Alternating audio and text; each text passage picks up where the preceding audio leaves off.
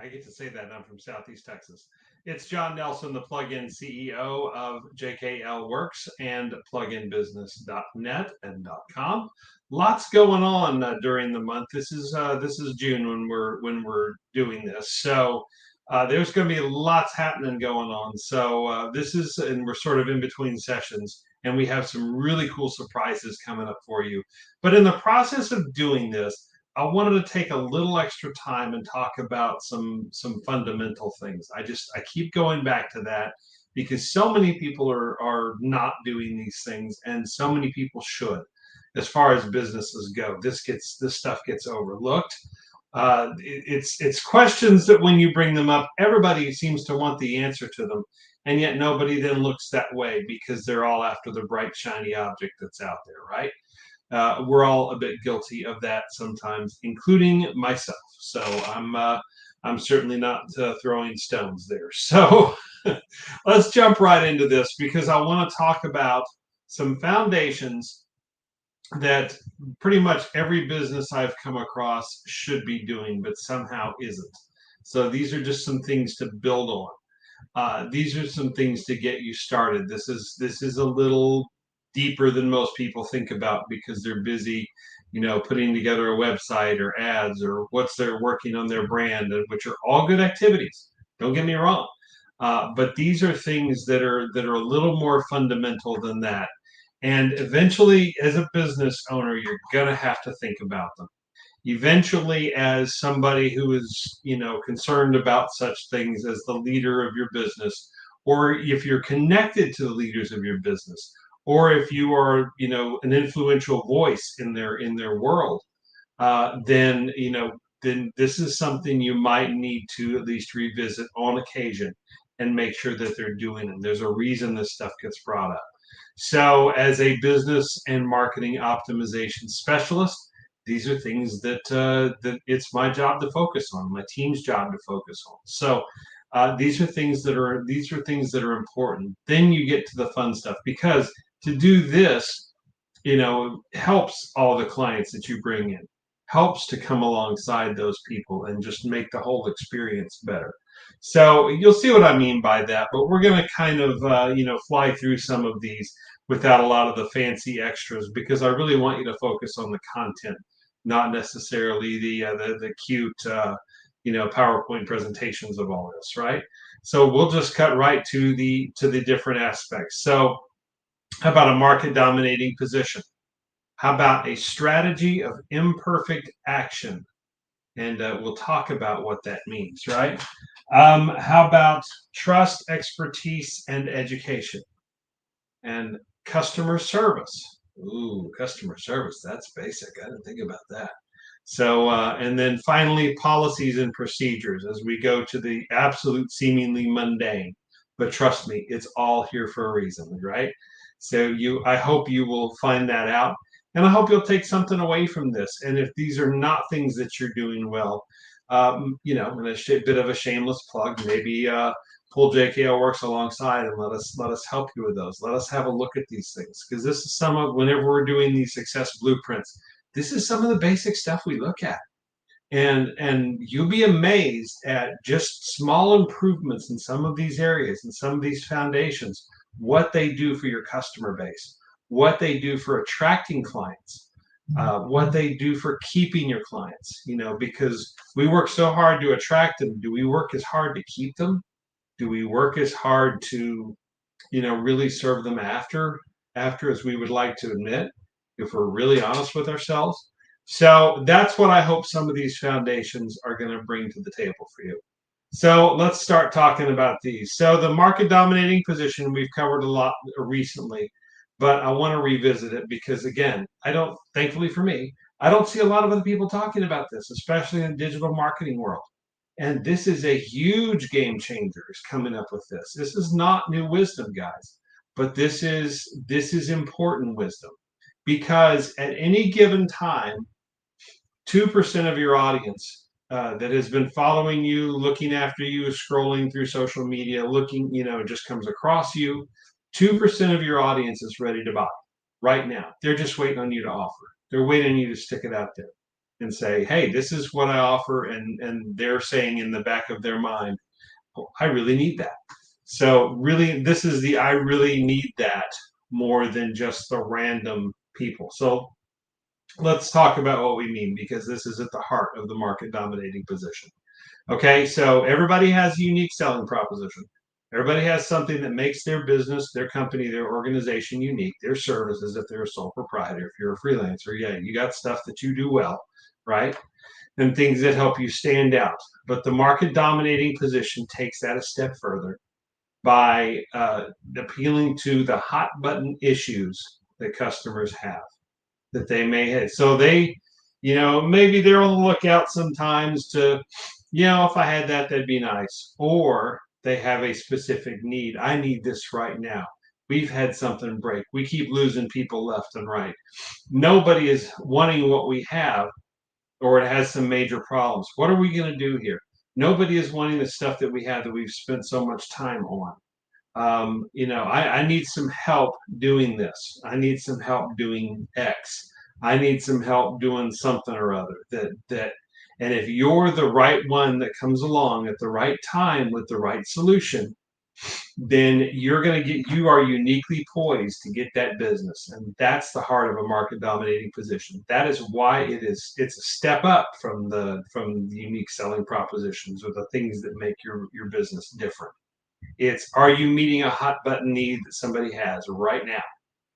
Where that 2% are ready to buy. If it's more than 2%, if you get really good and you really nail what their issues are, then guess what? More of them are going to buy. More of them are going to jump on what you have and what you need and what you offer. So it's absolute magic that way. And so I think it's impressive. I kind of liken it to fishing, though. You know, if you're going to go fishing, you have to have the right bait. Now, there are some sea creatures and lake and water creatures, that'll bite just about anything, right? But really and truly, if you're honest with yourself, those are few and far between. Specific fish like specific types of bait. And if you don't have that on your line, they will completely ignore you. Okay? It's but if you have it on there, then you're nailing them all the time. They can't get enough. You can't. I've been on fishing trips where it's fun like that. You have the right bait, you put it in the water, they're running around you, and then, as soon as you throw it in the water, something's biting that line, and you get to pull it in, and there's a fish there. There's a fish who wanted what you had. I mean, sometimes it's just magic. Sometimes you just hit it. And that's how a market dominating position works. It is truly like fishing. If you've ever been fishing for anything, it's fun that way. It's fun when it works. It's fun when you have the right bait and the right solution. Because then you get used to it. And then, like my dad says, if you caught stuff all the time, they'd call it catching. They wouldn't call it fishing. But you can certainly hedge your bets to make it more fun and to make it more exciting by having the right bait, as opposed to just endlessly casting your line out there in the water with the wrong bait that no fish wants, and then they don't bite it. So very much like marketing. That I was thinking about that as I was putting this together. That is so much like fishing, and that's where a market dominating position really comes in handy. Okay, so when you're putting together that market dominating position, let's keep these things in mind. Okay, are you solving a problem that your customers have but don't want? Uh, are you providing a solution they want but don't have? And are you the only one, the one absolutely best suited above anybody else to provide that solution? Now, there's a caveat to that last one we'll talk about in just a second, but let's just review the other ones. Is it a problem they have but don't want? Is it a solution they want but don't have? Does it solve a problem they have but don't want? Is it do you provide a solution they want but don't have until you came along? And are you the only one capable of solving that issue? Now, the caveat to the last one is this: if you're a local business, or your customers are local businesses and you're helping them, marketers, I'm talking to you, and I have a special opportunity for you at the end of all this with that in mind. But if it's a local market, it is easy to be a market dominant, to have a market dominating position because your pool is smaller. You're not going to go cross country if you can, if your service area is about 20 miles across. You're just not. So when you're local, that's a whole lot easier. When you're regional or national or international, that's a little harder. But that's where you bring in some of the more, unique selling proposition aspect of what you do. More so than a local market because you really do have to stand out. Now, are you going to completely control that market? As in will you be the only one providing that solution? Probably not. But you can significantly narrow the field. You can significantly pare that down by meeting all these needs as nobody else does. I mean, let's take Go High Level for example. There's other people who do what they do. There's copycats all the time. And even though it's not all of it's what they provide is 100%, they replace so many pieces of software that nobody else has been able to do yet in some form or fashion. And that's part of how they do what they do. Think about the software you use and think about why you use it because nobody else is solving that problem for you. Microsoft Office, love it or hate it, has been around forever, and Google has tried, and they have somewhat succeeded with docs and sheets and all and slides and all that. But at the end of the day, Office is such a dominating position, that they have really worked out over time. Even though others do what they do, they continue to innovate, they continue to lead. Even Adobe, think about Acrobat. How many, the PDF potential is wide open now. Just about anybody can use it, but they continue to dominate. They continue to have the name. They continue to get out there, even though they're ungodly expensive for Adobe products. They continue to lead, and so they have to stay ahead of everything. So that's an example of how a market dominating. You can still have a market dominating position, yet not be the only provider of that service. You've just figured out how to do it better than anybody else. Okay. Um, how many gas stations are in the world? But for those of you who've been to a Buc-ee's, we've done a live about that before. You can go back and find it where you're watching this probably. There is a world of difference to what Buc-ee's provides versus your average gas station or convenience store. If you don't know what I'm talking about, if you have been, you know what I'm talking about. If you have not been, then watch that and learn.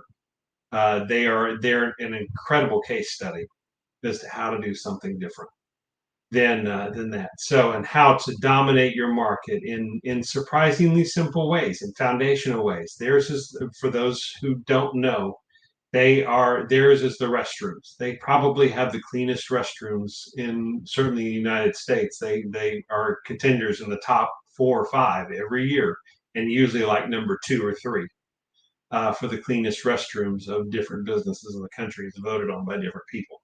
That's their magic. It's a restroom. It's not what they sell. It's not the gas. It's not the food. All that's good, but it's really the restrooms, and that's what they live for. They have employees who do nothing but work on that.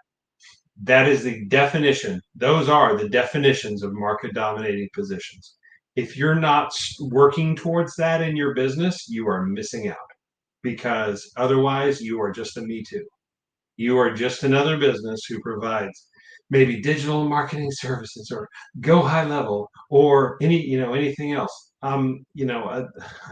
Sorry, I've been in digital marketing since 2018, guys. I'm not just throwing stones. Okay, I hit the wall. My company hit the wall because I realized that we were a me too as well. Until all this came around, my mind was opened up to all this different thinking last fall, last winter, and I have changed and innovated and led my company to this, and it is making a tremendous difference, and it will for your business as well. So that's a market dominating position. Spend your time working that out. If you don't know how or where to start, talk to us. We will help you spend that time working it out and create that market dominating position and the offer that follows it, and it will be like magic. You will have the right bait in the water, and you will start catching those fish more than just the 2% if you're doing it right. If you're dialed in on exactly who it is you're trying to reach, it will do nothing but benefit you. Okay. So, sort of along those same lines, let's talk about the concept of imperfect action, the strategy, if you will, of imperfect action. Now, what does that mean? Well, that means let's talk about something if we're being brutally honest with ourselves. And I want to do this. This is foundational. And I'm not, this is nothing I haven't been through. And in some cases recently, more recently than I want to admit.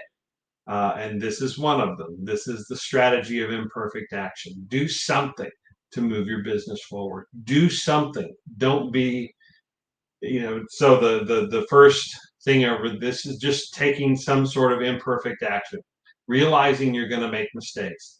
Start looking out for clients. Start trying to make sales calls. Start trying to reach out to people. Start interacting with existing customers. Start, and realize that not everything is going to be in place just perfectly. Not everything is going to be exactly as you want it. Not everything is going to work out. I give you a good example. I did a father-daughter date with my daughter, obviously, last week, where we went to the theater to see a production of Disney's Newsies. Had everything all worked out. We ended up having to do Uber because it's just a better deal. So went to the restaurant even through a pouring rainstorm. Made it just fine. Although the driver got a little extra tip, I think, for it. I hope, and because it was a bit challenging trying to get down there. But made that, had a fine dinner that couldn't be beat. And then the wheels started to come off a little bit. On the way over, I actually sent us to the wrong place. It was but it was luckily 2 or 3 blocks from where we were supposed to be. So we were in downtown Houston. So we made our way down to the proper place. And the show hadn't started yet. So we were in perfect luck. Went in there, got settled, had great seats, did the whole thing. And then about intermission, I realized my phone was dying. Battery was pretty much gone. Now, my daughter is a teenager, so we have limitations on what her phone will do. Sorry, guys, it's the way we roll. But unfortunately, that proved problematic because there was no way to charge my phone. There was nothing there to charge it with, and I was the one booking the Ubers, and we could not put it on her phone to make it work properly because it needed logins and internet and different credentials that were kind of a security mess. So we didn't get that done, and ended up finding another way home. Wife came down, got us, everything worked out. So, but the wheels kind of came off of but that was imperfect action. I've been planning this for a while, wanted it to go well, and then things inevitably, as they do, will go wrong. And when they do, it was a great life lesson that I got to show her because she was flipping out, as teenagers do sometimes. Sorry, I'm not throwing her under the bus, but it's what they do. But it was a wonderful life lesson to show her what happens and how you compensate when crazy things happen that you don't plan on. So that is imperfect action. That is making this all, how do you work around these things so that everything works like it's supposed to. So it avoids analysis paralysis, which we all suffer from sometimes. We all try to set up that perfect system, guilty, and don't actually execute it and try to make sure that for fear of, okay, something's going to misfire, and the message is not going to go where it needs to go, and things are not going to work the way they're supposed to work. So it's a little problematic, but taking imperfect action avoids that, right? It is the best learning tool ever because you're having to learn and adapt on the fly. I've been on television crews. I've been a part of teams. I've been a part of other things, and I'm sure you have too. So if something doesn't go exactly as planned, you have to pivot, and you have to pivot quickly. But that's some of the making that happen and compensating for that is one of the funnest and finest times of your life, even though it's about the most stressful. But it's a lot of you looking back. You have a memory then to last a lifetime. You have a memory of how you handled that situation and what you did, and that you actually were prepared, even though you did not think you were. Right? So there's that. One of the best learning tools that you'll ever come across. And finally, we are so scared, and let's call it what it is. We are so scared to screw up in front of our clients or our potential clients. But there is something in humility of doing this. If they see you taking imperfect action, if they see you working through that, if they see you setting them up. I mean, yes, you ultimately have to know what you're doing, okay? But when things go wrong, how do you handle adversity? When things go sideways, or what do the Brits call it? I can't think of it at the moment. I'm just drawing a complete blank. But they get tilted. I mean, they have a better term for it. It's kind of cool. But when those things happen, how do you compensate? How do you make adjustments? Do you approach it with humility? Do you flip out, absolutely flip out, and start, railing against everybody, including your client, and making a complete ass of yourself? Or do you have a little bit of stress, but you're working through it and you're trying to figure it out and you're working hard and they see you working hard to sort it out? And you do. And so and there's something in watching you do that, because then they know that builds trust, because they get to watch you handle that adversity, to do it with some humility, maybe even laugh at yourself a little bit, if it's something that could be avoided, and just have some fun with it. That'll score you far more bonus points than our ego will let us admit, guys. I guarantee it will score you far more points, because your ego is busy, trying to compensate for all this. Whereas if you approach it with some humility, maybe you end up in a much better situation. All right. So I'm going to now give you, in the imperfect action, the success equation. Okay. This is not mine. This is from Jason McKim and James Bonadies of Local Marketing Vault. These were the guys that got me into marketing in the first place, that lured me from other businesses into that world. So I want to give them credit. I want to give them props for this. So success equals action, as in imperfect action, plus consistency, plus persistence, plus patience. Okay, that equals success. Action, imperfect action, plus consistency, doing the same thing all the time, over and over and over again, plus persistence, not giving up and keep doing it over and over again, even when it gets boring or mundane or just doesn't seem like it's working, plus the patience to know that it's going to work, but you're not there yet. That equals success. So this is your success equation, and it very much involves and revolves around the concept of taking imperfect action. Okay. So that was on my mind as well. Hopefully that helps you. All right, let's talk about a couple of other things here: trust, expertise, and education. Okay. So are you building trust before, during, and after the sale? This is important to Google, guys. This is important to Facebook digital marketers. Are you doing this? Are you building this trust? Are you building this with your audience? Are you building this with your prospects? Are you building this with your clients? You work so hard to get the sale. Are you continuing to assure them through your actions, not what you say necessarily, but through your actions? We talked about a minute ago about when the wheels come off, and they may inevitably do so, how you handle that. Are you instilling trust in what you're doing, that when problems come, you're able to pivot and to make this still happen for these clients and to provide them with something that's important? Okay. So that's building trust before, during, and after the sale. Okay. Throughout your entire journey, throughout the buyer's and customer's journey. Are you doing that? Okay. Are you constantly increasing your expertise? Are you, how did I put that here? Are you doing what is necessary to be the expert in your market dominating, that helps your market dominating position? It does help that. Are you doing what is necessary to be that expert? Are you doing what is necessary to, again, it's building trust, but it's also instilling that expertise. Are you sharpening your saw? And that kind of leads to the thing below that too. But are you doing what's necessary to increase your expertise in the given area that is working for you? Are you trying to change and evolve?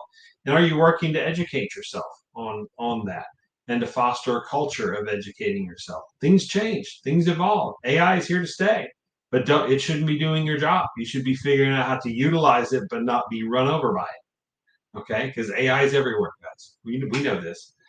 But are you looking back to fundamentals? Are you doing the things are you constantly in a learning mode?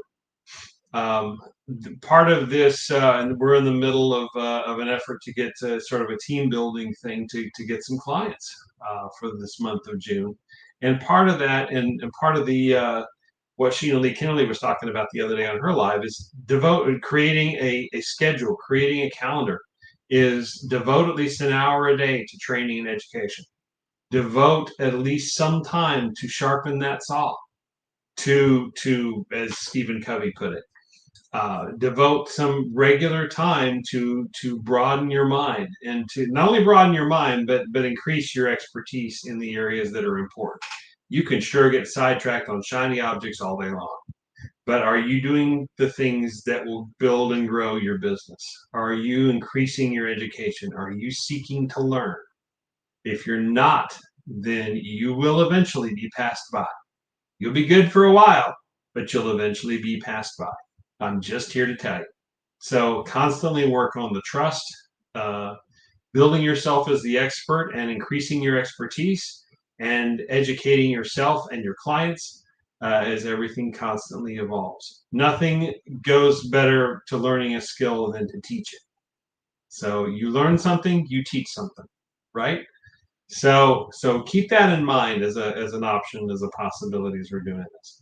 All right, only a couple more left here because this next one kind of goes to this same trust, expertise, and education, and that is customer service. This one's for my wife because she's a huge customer service nut. It is her background. It has been for a while. She can field identify bad customer service and good customer service very, very quickly. So this is for you. um, but it's too often overlooked by all of us. We talked about a bit of customer service earlier. We're so busy getting the sale. We're so busy paying the bills. We're so busy doing everything, making sure everything gets delivered on time. Are we serving our customers well? Are we making it a priority as to how we treat our customers? And yeah, guys, I get it. There are bad customers all over the place, especially seemingly more lately. People have just completely lost their scruples. They do stupid things that they normally wouldn't do. They're going into fast food restaurants and shooting up the place, or throwing food because their fries came out wrong. That's just bad behavior, y'all. And that doesn't make this any easier. But the thing is the same. And so I've talked about this before, but now I've updated it a little bit. From a mentor of mine talked about people having a sign, and we've turned that into a t-shirt for this. And treat everybody as though they're wearing a t-shirt that says, "Make me feel important." I don't care what an ass they are, and they probably will be at some point.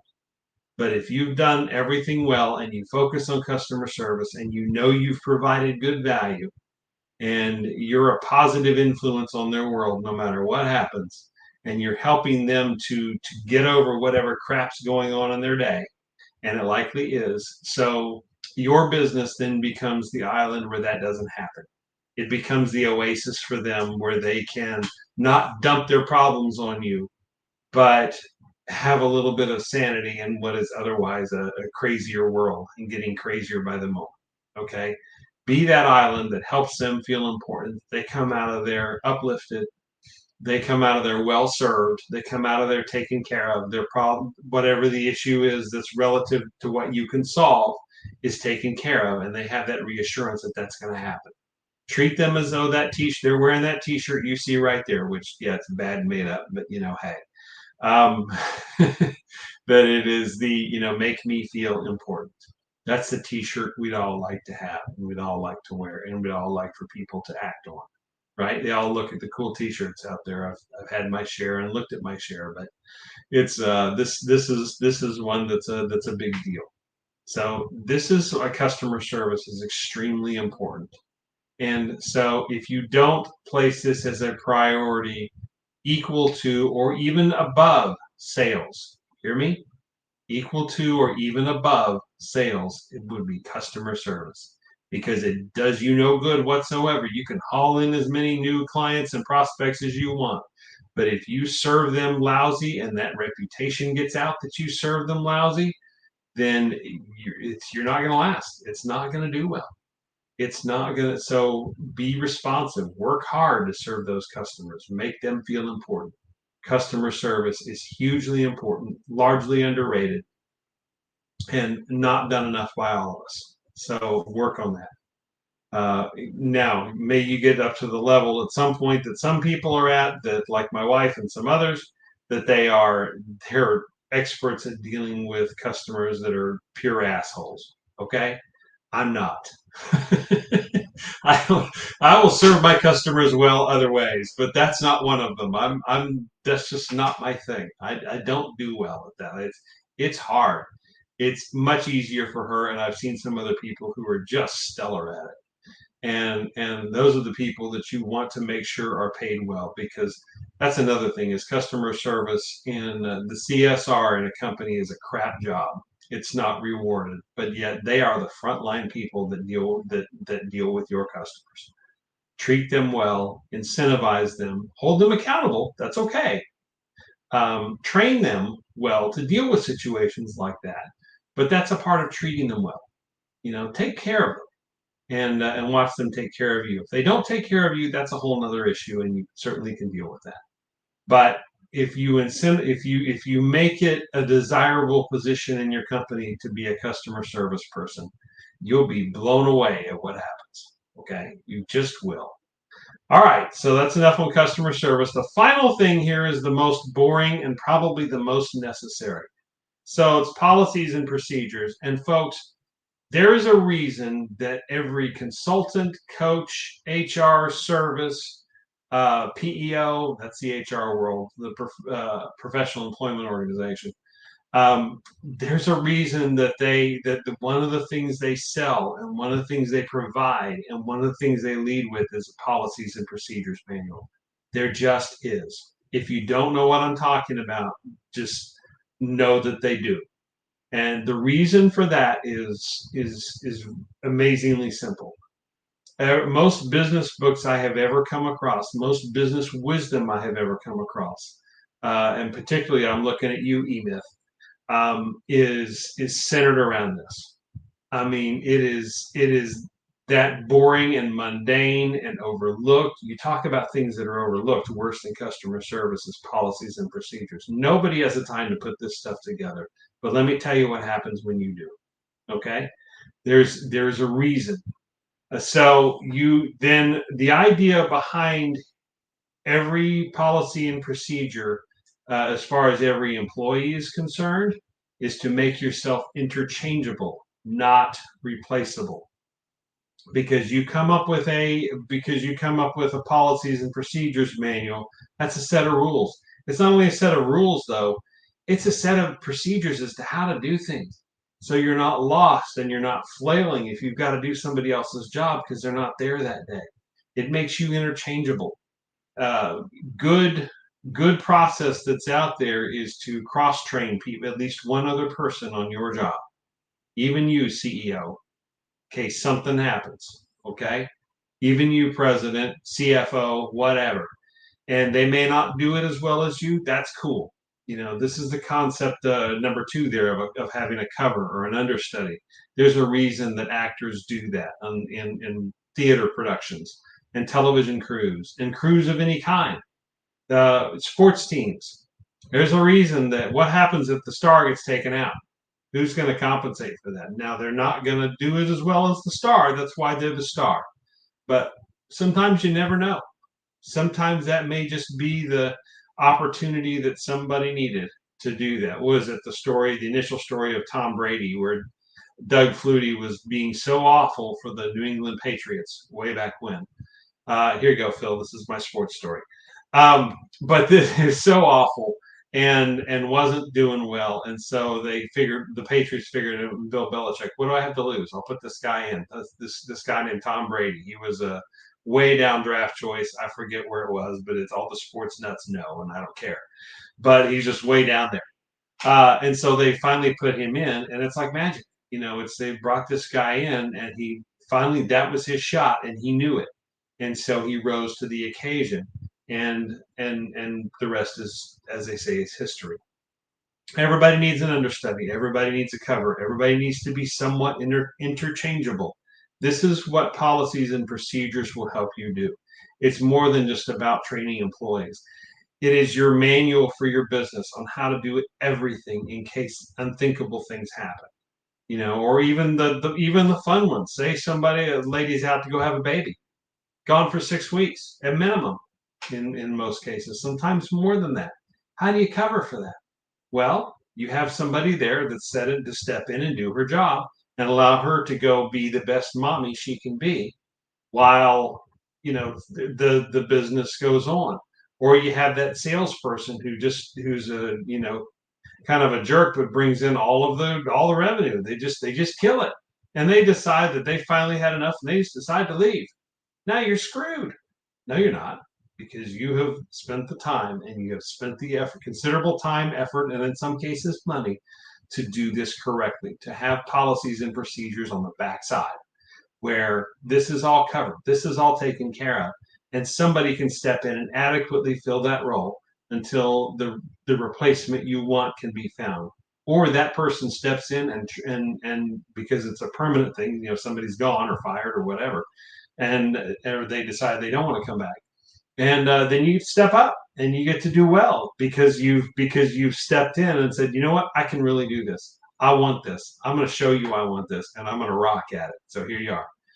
So make yourself interchangeable, not replaceable, unless that's just the thing. Always have a cover, and then this one below when you're setting it up. The E-Myth, great book, E-Myth Revisited, by the way. It's at the heart of a lot of what we do around here. But it is something where you need to be it's the lowest skill set required, the minimum skill set required to do a job. The minimum skill set required to do any given job. That's how you set the framework up. So then you have the idea is you don't have somebody who's so highly trained at the expense of everybody else, then that person decides to leave. You have enough people that are trained enough on what they need to do, that they are able to step in and do that job, so it does not paralyze your business when they leave. Policies and procedures, huge deal, hugely underrated deal. So I hope these are foundational things that every business should have and should explore. And I hope they're meaningful for you. Go back and watch this maybe as much as you need, and that they're meaningful. Now, let's talk about if you don't want to go back and watch all these and you're deciding to yourself, hey, I'm not doing these. I really need some help with this. Well, that's where JKO Works can come in and meet that need. So, as we have talked about before, we begin our journey with discovery calls, but ultimately we want to get you to, if you want that, a strategy session we call it. We ultimately want to get you and your business to a success blueprint. This is a lot of question and answers. The success blueprint is for a business that serves a local area. The digital success blueprint is for an online business. Now, digital marketers and agencies in particular, let me throw this out to you. One of the tenets of what we do, and we may go back and revisit this again, I think we will, is what we call joint ventures and partnerships. How about expertises that you don't have? The concept of the white label agency is in right now. The white label company is in, where you provide the framework, but you bring in companies that have expertises that you don't to solve your problem. What if somebody like us were to come in and bring all these strategies and solutions along, many of which you're not doing? And those that you are, or those that are marketing centric, if you're a digital marketer, that business is yours. It's your client. What if we bring that in and apply it to your clients, not your business, your clients, and we work together to make that happen. They are still your clients. They will continue to be your clients, but you bring us in to fill in a lot of the backside of these things that are crucially important, but they're not direct customer getting, at least not the flashy side of customer getting opportunities. We leave that to you. We also bring in and provide. We go to from the blueprint. We then, if you want help with what we offer, we then go to the ProfitWorks implementation. We do have our Success Academy over here on standby. It's great. It's virtual MBA level training. It's there. It's ready for you at any time, so you can do what you need to do. And then we have up to 4 different ProfitWorks strategies. The professional adds marketing fundamentals. That could be you.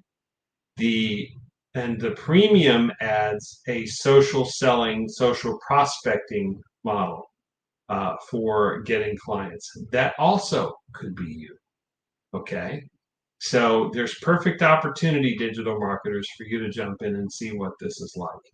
Okay. Because like we said, we talked about the success blueprint, and that is different options online versus a local business, because you do approach those differently. And some of the strategies you recognize, but some of them you haven't thought about before, like the market dominating position and the compelling offer. We lead with those because nobody else is talking about them, but they are so incredibly crucial to what your business does and what your client business does.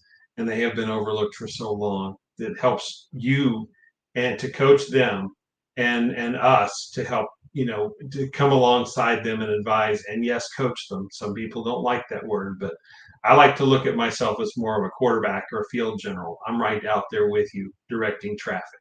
I'm not standing on the sidelines yelling and pointing like coaches. Some coaches do. I'm right out there in the middle of it. I'm the player coach, as it were. Um, and I work with my team to be the same. So we're right out there in the middle of it and solving those problems to help make sure you get that right bait in the water to attract exactly your client right about the time that they're looking and they're hungry and they want some action done. So we're there to do that. And that's what this ProfitWorks implementation that follows it up is all about. So if any of this is appealing to you, marketing agencies or businesses of any type that are watching this is what we do. This is what we talk about with you. We work with you week by week, step by step. Even the jump start over here, it's unlimited 15-minute sessions, but it's a little different than the other 3. But still, it's that collaborative value that we work on together. If any of this is appealing to you, then visit our site, jkoworks.com, comment wherever you're watching this, or jump down here directly to blueprint.jkoworks.com and begin that journey with us. Hope this is helpful. Thanks so much for watching. I think the next time we come on, I should have a very special treat for you. It's something that's really cool and somebody that I met recently. And so we're gonna talk about this, and it's gonna be a lot of fun. So appreciate you checking this out, and we will talk to you in the next session. Thanks for watching.